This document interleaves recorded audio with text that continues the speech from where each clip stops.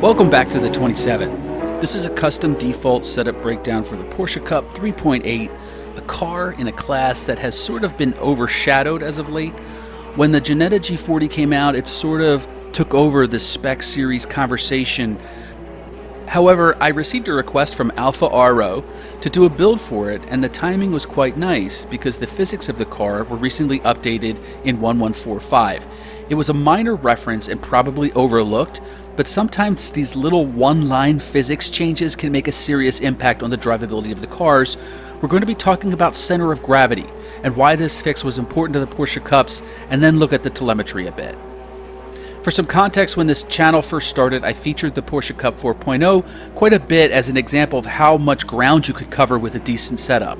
However, since that time, the AMS2 physics changes, in my opinion, impacted the Porsche 911 GT3 variants more particularly than a lot of the other vehicles.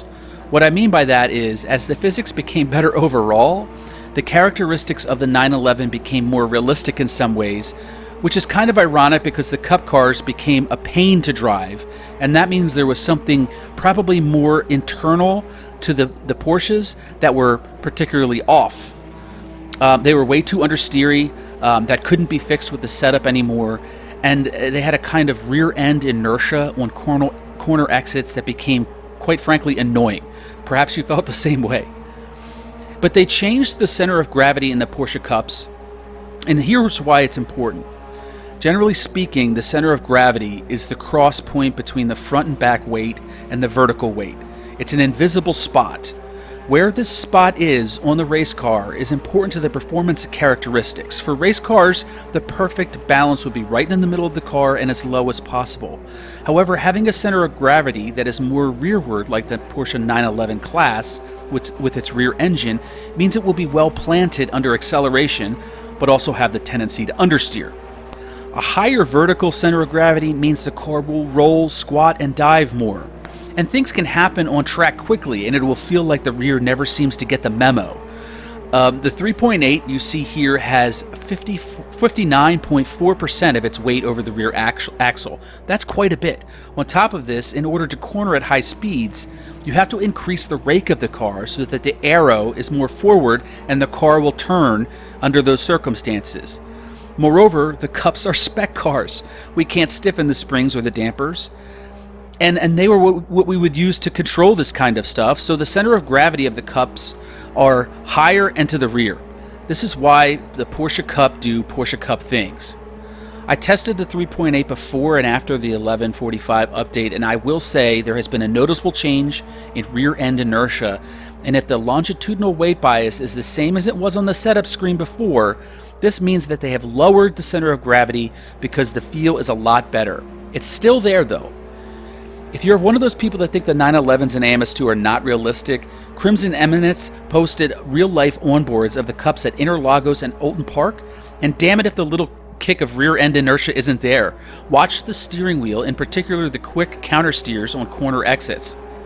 So let's talk about what we did with the Cups, or the 3.8 I should say.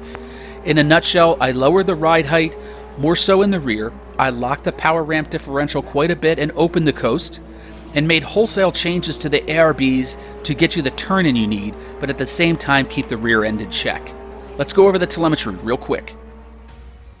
Alright, so here we are with Racing Sim Tools once again, and here on the left of the screen you'll see 3 different sessions that I logged, one with the default build, one with the pre-1145 build, and one with the post-1145 build.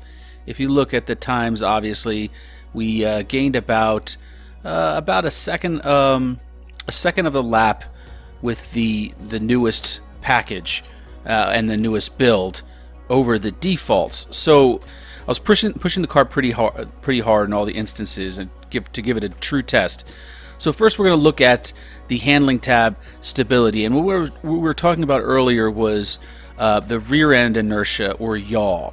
And a good place to look at that here is in the stability tab under yaw stability. This is breaking down the degrees per second. So this isn't necessarily the degrees, it's how fast the car is yawing as you're going through corners and braking zones and things like that. So I wanted to focus in on the between the Tosa corner and the Piratella, which is right around, let's see, it's right around here. So this part right here is like the braking zone. You come over that hill at the Piratella, and then you hit the braking zone, and then you come into the corner. You'll see down here the travel of the suspension, and you can see that the rear left jumps up 102 millimeters. That's a lot of travel. Looking at that, just that graph, if you flip through, you can see that with the package that we have, the travel is much less, just with the stiff rear ARB. So look, going back to the yaw, I'm kind of getting besides myself here. So these kind of little undulations, or the yaw rate changes, is it's the car going over the track, and this is the yaw that shouldn't be appearing except for a car that's kind of bouncy on the back. Now take a look at the other builds. You can see it's been mitigated a little bit with the pre-1145, the post-1145. It's a lot less. It's hard to tell. Let me zoom out a little bit. It's easier to tell this way. See, look at all of these back and forth oscillations. Now it's minor on the graph, but I tell you what, it feels a lot more. It feels a lot less in the car.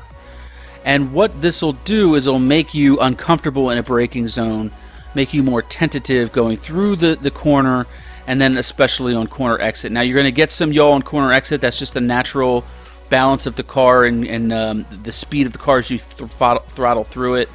Let's look again at the Rivazza corner. I think it's right around here, especially the entry. I thought this was interesting too.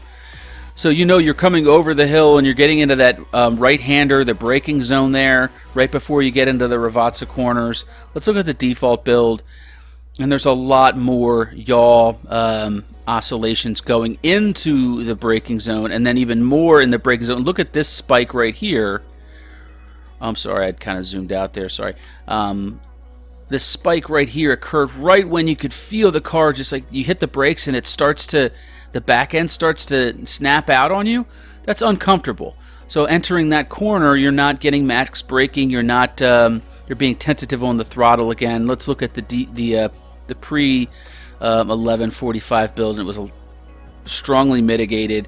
And then the post build, it's similar, but it's a lot less. That yaw back and forth is what really is the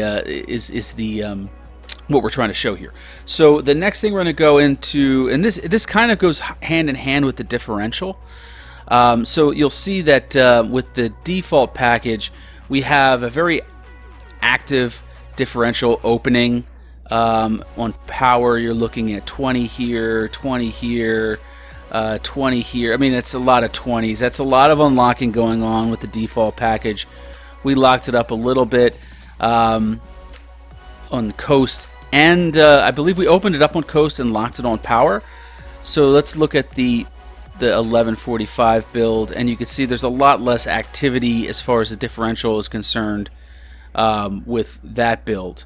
And then if you look at the rear wheel slip graph, this is actual show you the unlocking itself and where it's occurring, and so you can pretty much manage when the car is, or you can view when the car is unlocking, and then you can manage that with your setup adjustments later on. That's the beauty of the telemetry software. But there's another thing I wanted to show you on this page, and that is the brake bias. Now take a look at the brake bias. The default package has really strong rear brakes, which can cause little instances of unlocking in the braking zone. That's uncomfortable as well in my experience. So I move the brake bias forward, and it brings down the brake pressure percentage, I guess you could say it is, and so it's not unlocking when you're under braking. So that's a lot more steady, stable corner entries. Finally, let's look at the traction circle. I thought this was informative as well, particularly the longitudinal acceleration here at the top right.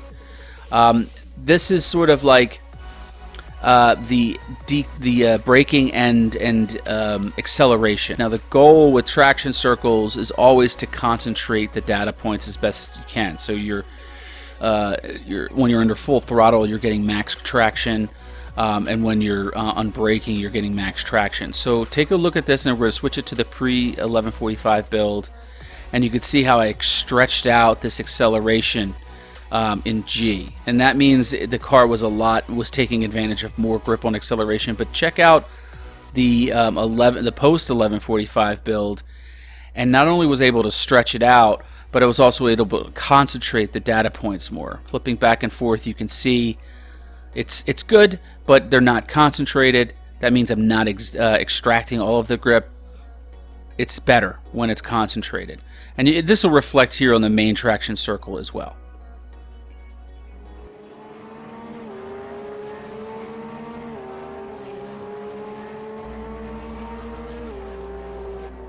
So that's that. The Porsche Cup 3.8. The setup methodology will probably work well with the 4.0 as well. It's a lot less nerve-wracking right now, but still maintaining that fun factor. I really think it's now one of the sleeper cars in AMS2.